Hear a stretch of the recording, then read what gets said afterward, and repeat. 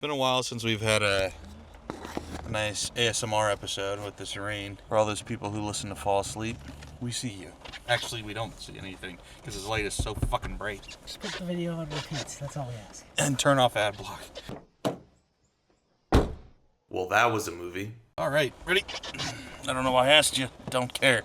Hello and welcome back to First Thoughts. I'm Simon. This is Justin. Today, we're giving our first thoughts on Zootopia 2, which is, of course, starring Jennifer Goodwin, Jason Bateman, Keo Kwan, Fortune Feimster, Andy Samberg, and also, they're not really starring, but got roles by David Strathairn, Idris Elba, Shakira, of course, Patrick Warburton, Quinta Brunson, Danny Trejo, Nate Torrance, Bonnie Hunt, goes on and on and on. Great cast, as always. I mean, Disney always has. Pixar as well always have great casts in their movies. I was trying to figure out who Macaulay Culkin and Brenda Song were in this.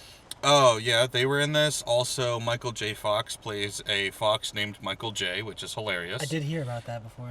Has the tiniest bit part. Is it a spoiler? I'll save what his line is for the spoilers. He has one line, I believe, and it was funny. But yeah, a lot of people. Ed Sheeran plays a sheep named Sheeran. It's a ton of stuff like that. There is a koala played by the son of the crocodile hunter. I forget his name right now, but crocodile hunter's son. So a lot of stuff like that. Everybody is cast to essentially be a joke in some way, and it's a lot of fun. A lot like the first one. So you saw the first one for the very first time today. Yes. I saw it in theaters twice. Not by my own choice, but I did. Actually, the first time I really enjoyed it. Seeing it less than a week later in theaters was not a good choice. Never really helps. But the first time I saw it was actually a fun instance. I haven't done this since, but my friend and I went to the theater and said, we'll just watch whatever the closest showtime is to when we get there. And that was it. So we watched it. I think it was that all the way back in college? Hold on. When did the first one come out? 2016. Damn. How has it been that long? Yeah, you're really not milking this IP. Jesus. But anyway, yes. So we just happened to see that, and then I got dragged to it again as part of a double feature at a drive-in movie theater, which we don't have those around here, which is, well, on a night like this, good. Anyway, so yeah, I really enjoyed the first one. I thought it was a lot of fun, very clever. Funny characters, a lot of very funny references. I love the Breaking Bad of it all. I love the Godfather stuff. It was just so many great moments in that first movie. I'm assuming you enjoyed it as well? I really enjoyed it. I was surprised. I was trying to tell you it was good. No, everybody did. You're not the first person to tell me that Zootopia was very much worth watching. Mm-hmm. I was still surprised how much I really enjoyed that one. Yeah. So I was pretty excited coming into the sequel here. Yeah. And did the sequel live up to your hopes and dreams? I don't like it as much as the first one, but I like it a lot. I agree entirely. I thought, especially early on, it was a little bit rough for me. And maybe it was just establishing the new story or whatever. You have to go through drama, and it's just like, ugh. But after a while, it picked up. And there was some humor that was still 50-50, I guess. There's this new character that tags along. That is this beaver character, and I just could not stand her. I didn't think anything she said was funny. Yeah, I didn't love the beaver.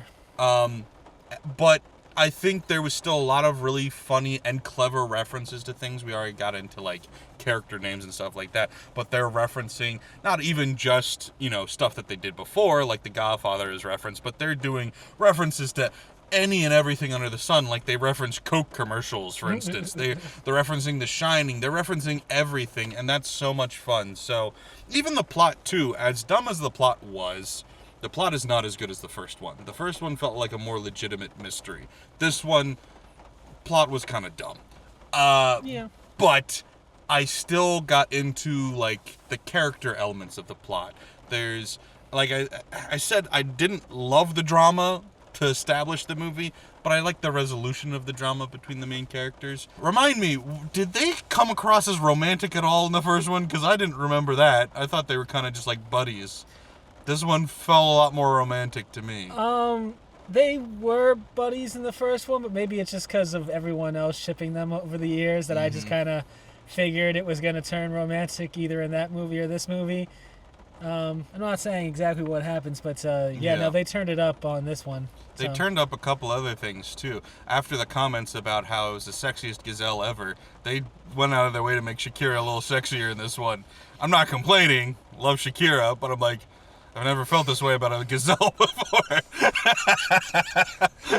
Anyway, no, I did overall really enjoy it, though. Yes, I agree. It's definitely a step down. I would say in every category, I think, like, the humor is a step down, the plot is a step down, but it's all minor steps down. Yeah. And so it's still wholly enjoyable. I think everybody there had a good time. We had a packed theater, and it seemed like everybody was having a good time. I had a good time. And, yeah, I can't believe it's been almost a decade since the last one. It felt like they didn't miss a beat. That is very wild for this. It was seemingly pretty popular. I never looked at the numbers or anything, but to take a decade for a sequel is a long time for Disney. Yeah, well, it is and it isn't. I mean, you would think Pixar is in the taking 20 years to make a sequel department. So, at least they didn't take as long as The Incredibles did. But yeah, that's fair. I think that first sequel is often hard to get. And then once you get that first sequel, they just start piling out.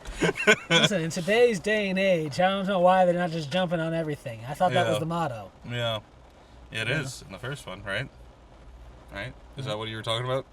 No, I meant Disney in general. But that's Shakira's song in the first one, is Try Everything. Yeah, sure. Yeah, I don't know. I think it's funny because when I saw the first Zootopia in theaters, I turned to my friend on the introductory scene of the character who ended up being the plot twist villain. I said, that's the villain. And I did it again today. So Disney still hasn't really worked on that part. It's still, granted it's a kid's movie, but by God is it predictable. So I'll say the first one, there was like a frame job real quickly in the first movie. Oh, okay. Yeah. And as soon as that happened, I went, oh, okay, that's who the villain is. Mm-hmm. That other person there. Oh, that's I should have paid more attention to see that one coming. That's pretty obvious there. Yeah. But I always got it before, like half an hour or so before they revealed that one. Yeah. This one, I was like, why do I have a feeling this is going to turn out to be this one? It's like, this just feels like... Would you have gotten it if I didn't say anything? Because I said it the second they were on screen. I feel like I would have. Maybe not at that exact moment, but like just later on in the movie, I'm just like, yeah, no, this is definitely... going sideways. Yeah. That aside... It's fun. You wish there was a little bit more sense to the plot. The motivation of all of the characters doesn't make sense at all to me. I think the bad guys don't make any sense. I think the good guys don't make any sense. I think that's just a nonsense plot. But hey, it's a plot device for stuff to happen. Well, hey, we gotta save a whole species, and we gotta... multiple species. Yeah, and we gotta bring down the... We'll get to it more in spoilers.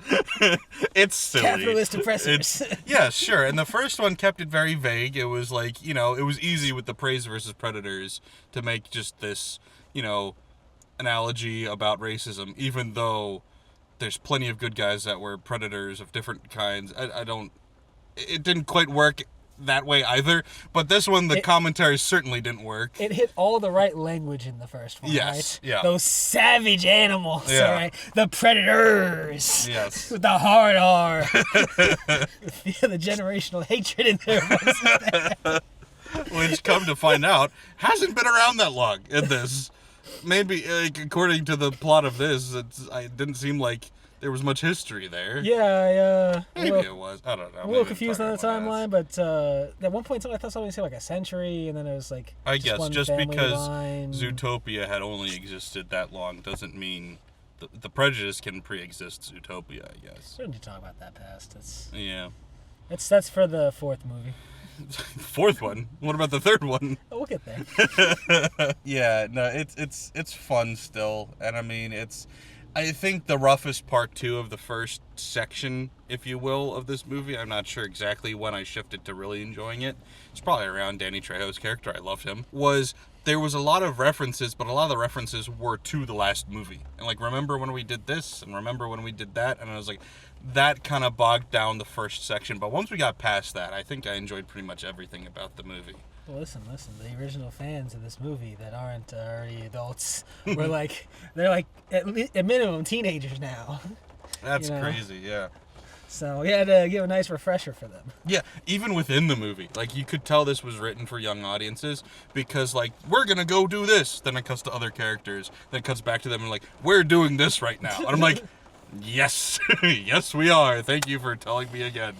I really appreciate that. Listen, all those first graders behind us, I'm sure they appreciated it. I don't know that they were paying attention anymore, but that's fine. So I think. I really enjoyed the first one. I gave it a very strong 7 when I saw it. This one, it is a step down. I think I'd still give it a 6.5, though. Get that ASMR rain while you think. Probably alright with a 6.5, 7-ish. You go up to 7? Wow. I might put the first one at like an 8? 7.5. Okay. I mean, it does have an 8 on IMDb. That's not a crazy opinion to have. Is it the greatest movie in the world? No, but did I enjoy the hell out of the first one? Oh, it's so enjoyable. So like, I need to go back and rewatch it. I don't know why I haven't. Probably because I saw it twice in 1 week when it first came out. That very much, helps my score, and I was watching it over like a, watch party with some friends. So we were just busting on it too. It was great. It's just watched it with a watch party with friends today. Yeah, I was gonna watch it alone, and then I brought it up to my roommate, and he's like, "Oh yeah, I haven't seen that in a while." And then another friend was like, "Oh, yeah, I'll watch that with y'all." And so then, nice. Yeah. It's like having friends.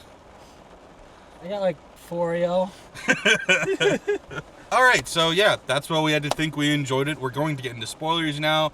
So if you don't want anything spoiled, you should click away, go watch it, and definitely watch the first one if you haven't. But you probably have. But if you haven't, that one's great. This one's also good. So watch both of them. Come back, and we can talk about it then. But don't forget to like, share, follow, subscribe, all of that. Thanks, guys. Bye. So, spoilers. Before we get into the nitty-gritty of plots and stuff, let's talk about references, because they were fun. So, the Michael J. the Fox line, they come into the jail, and all of the people, I guess, that he's been involved in getting arrested, I should say, the main character, Nick, the Fox, all of these criminals are mad at him because he's a cop now, and so they're all saying things to him as he's passing by on his way to his cell. Right. And the Fox turns around and goes, "What are you looking at, butthead?"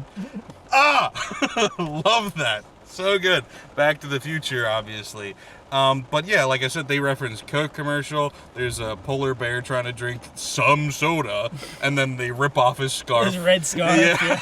Oh, and then the bad guy is running away, and he comes over the hill, and there's a hedge maze, and starts playing the theme from The Shining. And then even how he's walking through the hedge Got maze. the face too. Yeah, it was so good. I love that. That made me laugh out loud. There was just a ton of stuff like There's that, definitely others we're missing too. Yeah, and I mean, we got them in the moment and just forget about them now. There were the references in this. The probably the funniest thing. They're all incredible. Yeah, it's the best part about the movie is the references. I mean, even like I pointed out, the one snake had the hat on because the main snake is played by Hugh Kwan, and so they gave the little kid snake the hat to make him look like a young Hugh Kwan. I was like, this is great. This is so, and it's references like the thing, like I don't even think they said Michael J's name, and so it's just a fox saying butthead, and so unless you get that, it doesn't stand out at all. So there's a lot of really subtle things like that. Yeah, the Michael J. Fox, the line I get, the name, if I didn't know it was him, might have escaped me, but I definitely heard, I feel like a month ago, that he was going to be in the movie playing a fox. A fox. The references too, they're clever in a way that like they'll stand out to somebody who gets them and it'll be hilarious. But if you're a kid not getting any of these references, it's a lot like Madagascar. I love how they do those references too. Where if you're a little kid, you're not gonna be weirded out or distracted by what was the pacing of that moment and what were we talking about. You'd just be like, yeah, sure. Like, for example, they round a corner and then the villain from the last movie, I forget her name right now, is being, Hannibal Lecter from Silence of the Lambs, where they've set her up like that. And it's like, That's just a person in a jail cell to a little kid. You don't get that at all, and that's fine. Same thing with the Shining reference. It's just score and a guy limping through a maze. That doesn't stand out to a kid as like, what are you doing here? You're just like enjoying the plot. But to adults, it's great. Yeah. You know what? It's kind of what Superman screwed up with the first movie. That should have been a second movie thing, but introducing the extra characters.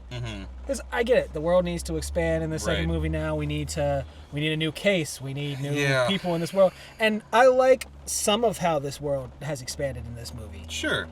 I didn't love all the new characters, though. The beaver was a detractor. Yeah. Not a fan. I didn't entirely get some of the jokes with, like, the walruses. Other than the funny face the walrus made, I didn't get any of what was going on there with, like, the... I did not find that funny at all. And there wasn't enough kids freaking out in the theater to make me think I was missing something. Yeah. It's not like if they had just went with 6-7 in there and then everybody starts freaking out about it. Yeah. No, everyone was silent. I don't know. I had no idea what was going on there. There was a couple of jokes like that, most of which were in that first section, though, is what I'm talking about. Where it's like, this is where I'm like, I don't get what we're doing here. But then it picked up, and I thought the references and everything started hitting a lot more frequently after that. But yeah, expanding it to, aquatic life, reptile life, does make the world feel a bit more full. Oh, you know what else? What other reference they had that was so good? I think it was the first one that really got me. Was so they're running away. They're at this party, and so they're running away, and they run away through the kitchen. Yeah. And right before they enter the kitchen, there's a chef who's making ratatouille. Oh my gosh, yes. And then as they run by, they knock him over, and a chef hat comes off, and there's a mouse on top of his head. And the other, the head chef, I guess, he's a sous chef, I don't know. He was like, I knew it! And I was just like, I'm already laughing at the subtlety of him making ratatouille, and then there's a rat on his head. I'm like, this is so good! That was incredible. I'm glad you remember that one. Oh, that was awesome. And they arrange in subtlety, like from the most obvious stuff to like that polar bear with the Coke, where you're just like, that's so subtle. It's great. I love that. There was multiple moments that had us laughing out loud while nobody else did, because nobody else, it's mostly kids there. And yes, there's a lot of parents, but they're probably more paying attention to the kids than the actual movie. Yeah, all the parents behind us were just focused on the kids. So there was multiple moments we are laughing our asses off, and the rest of the theater is quiet. So it's like, that's how you know those moments are great. All right. Enough with the fun stuff. Let's get to the plot, because that's what everybody cares about in kids' movies, right? So the plot of this is, Zootopia, and I keep calling it that. I think it's a different name in the actual movie, but the world that they're in, which is divided into these different kingdoms for, by the way, that was a funny joke. He cut to the Weather Channel. He's like, the weather today is everything. Anyway, but so it's divided into these sub-quadrants for different, things. So snow for the cold weather animals, Sahara, jungle, all these different things. And so you find out, though, that originally there was an additional sliver in there specifically for reptiles. You also find out that the people who were given credit for making these walls that divided the temperature segmented areas, it was credited to the Lynx family, whatever their name was. I think it may have just been Lynx. It was Lynx something. It wasn't just Lynx, but it was like Lynxicle. Lynxicle? Something like that. I don't think it was Lynxicle. I mean, it's all along those lines. Lynxley. Okay, sure. It turns out that they stole the credit from one of the snakes, which is a snake family, believe it or not. The snakes are... Anyway. So you see this initial flashback where she's getting framed for the murder of this maid, and then they immediately grab her. But then their version of the story, she quickly turned around, got the piece of paper from the maid, and put it in a little thing, and then got arrested. And it's like, okay. And then after that, the bad guy, I guess the grandfather of the bad guy, puts the entire area under snow, never to be found again. This would lead you to believe that he didn't know that the page was there because he thought he burnt it up, and they hid it. But now, cut forward in time to the plot of this movie, and they are trying to find this town, which has been covered by snow, so they don't know where it is, but they know that there was a watchtower, a light tower, and if they go into this area and turn on the power, they might be able to see the light and then therefore find the town.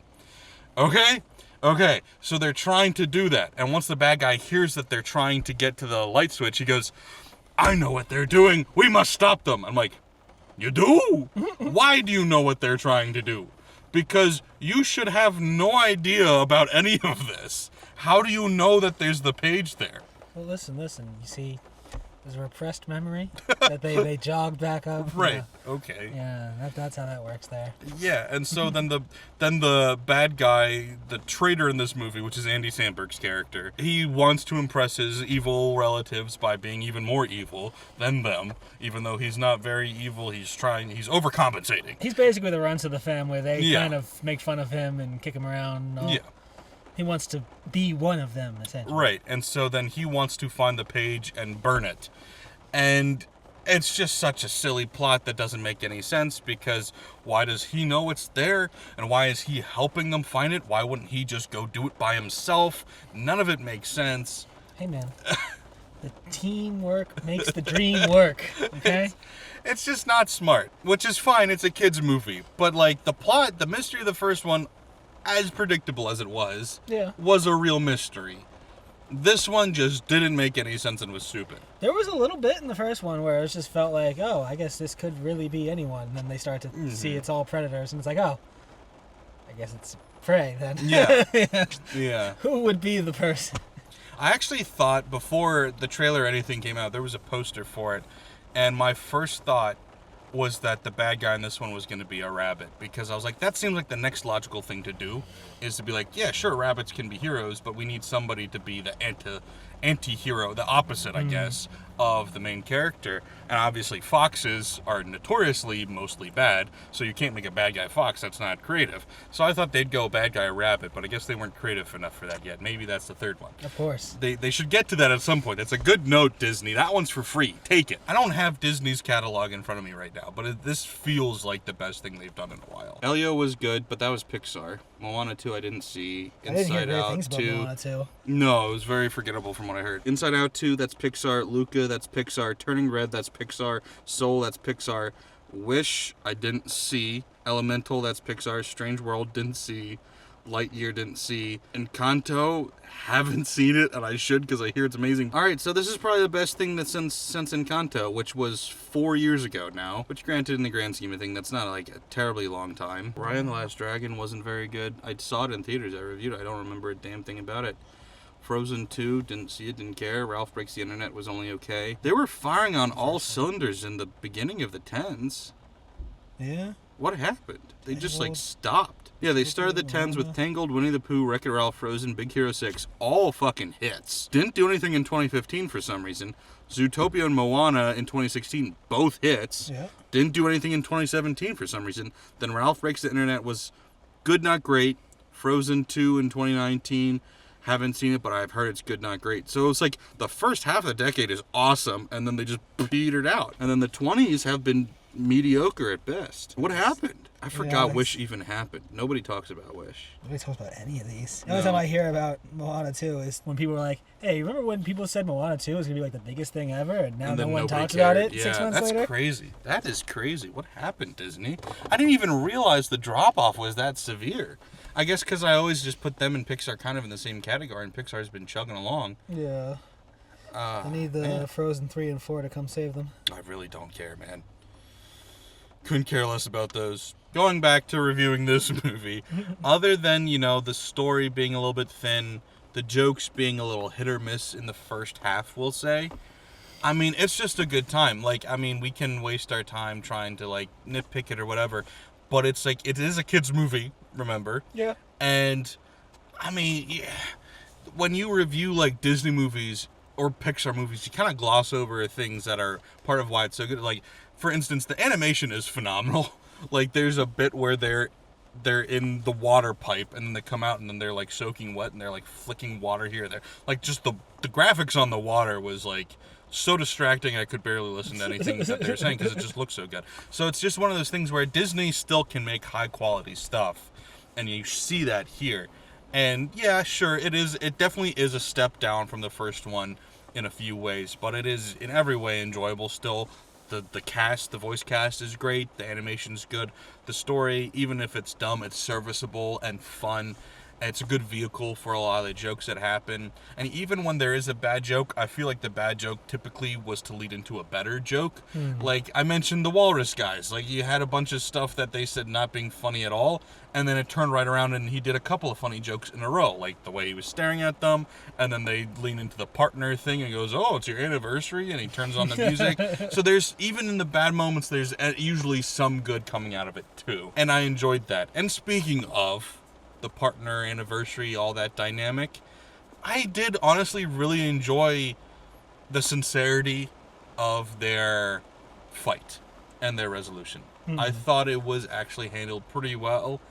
It is gimmicky and frustrating that they had to have a fight. Yeah. But you have to have something for them to argue about. And then the way they resolved it was actually, I enjoyed it. It was definitely very endearing. Just a huge gut-spilling therapy session between the two. Just couples therapy without the therapist. Yeah. It was great. They hit all their realizations at once. I have unresolved childhood trauma. I have a small bunny complex, so I rush into danger. You're my fluffle. What? It means a group of bunnies. Oh, okay. The only real downside is none of the characters that died stayed dead, and some of them you really wanted them to. I thought the bad guy was just gonna stay dead because they gave him the Gaston treatment where he just falls off and goes. I was wondering about that. I didn't think he'd actually die, but I just thought, oh, maybe we're just not gonna see him again. Yeah. And then you knew the beaver wasn't going to die, but she got poisoned, and I practically stood and applauded when that happened. I will say, for a split second, I thought the beaver was going to turn out to be evil, too. That would have been so satisfying. I was like, vindication. I was like, wait a second. What? Oh, you got taken out, dang. Yeah. They even leaned into that with the line where he was just like, because they do the bit where the door got stuck. Yeah. And you're like, oh, she clearly locked him out, and then she lets him in, and then he's like, oh, I had a moment. Or does she say that about, who says it? Are they saying about the beaver, or are they saying about the snake? They try to do like a double cross joke. And like, I think they're talking about the snake, but like, I thought I was getting double crossed. See, the last case we did, there was a whole thing, and then it was like, yeah, and I'm double crossing you, and it's the Andy Samberg. The best line, I won't say it's a good line, but the best line the beaver had was, they do not give a shit that she's alive. And she goes, I survived, by the way. And I'm like, yeah, we all know and we don't care. But that's the closest she got to being funny was that moment. At least the writers were self-aware by the end of this movie. It's like, all right, we tried. But hey, the world building was cool. I really enjoyed seeing that little water town. Loved seeing the den of reptiles. Yeah. I loved that the door was just a turtle that turned around to look at them when they knocked. Oh my gosh. When they meet Danny Trejo and they walk into the area and the beaver turns and tells them, listen, if they offer you some food, take it and eat it. It's rude to everybody if you don't. Right. So they offer them a plate of grubs. Which I thought they were going to make a reference to Lion King with that, eating the bugs. Like, I was expecting a slimy but satisfying said in there, and they didn't. But anyway. That would have been interesting, yeah. Could have seen him saying that, yeah. Yeah. But no, they make him eat it, and then he turns to the whole club and says, hey, everybody, I got him neat! It was good. And then he's like, I almost felt like they were, and I know it's not Disney, but it felt like they were going for like a Rango thing with him. Yo, the exact look. And so he's like really cool, and every line he has is like really poised. And then when he's like, all right, we need, like they're trying to run away from the cops because the cops think they're bad guys. Yeah. And so he pulls up the boat and he's like, this is our getaway. And they're like, okay, come on, we'll get in the boat. And they turn and look and he's like, whoa, doing the funny lizard run thing. I loved that. Everything to do with him. He was great. But yeah, I also thought his look was completely Rango. I did not remember the name of the movie. Yeah. But I remember that little Johnny Depp lizard. Yes. It was great. I really enjoyed him. And then also Danny Trejo's voice was just immaculate. Yeah. So yeah, that's what we had to think. It's a fun time. It's obviously it's not, golden era of Disney right here, but as far as what they've been putting out recently, it's good. It is very good, and it's a lot of fun still. Yeah. I mean, we're talking a top 2, 3 at worst movie of the decade for them. Unfortunately, yes. Yeah. Oh God, Disney, what happened? 2010 through 15 was so good. What happened? I want to know. I really want to know. Anyway, that's what we had to think. So what do you guys think, though? Let us know in the comments below. And, of course, don't forget to like, share, follow, subscribe. Also, we're on TikTok and Instagram now. I'll link those below. Posting clips there. Check those out. Thanks, guys. Bye. Bye.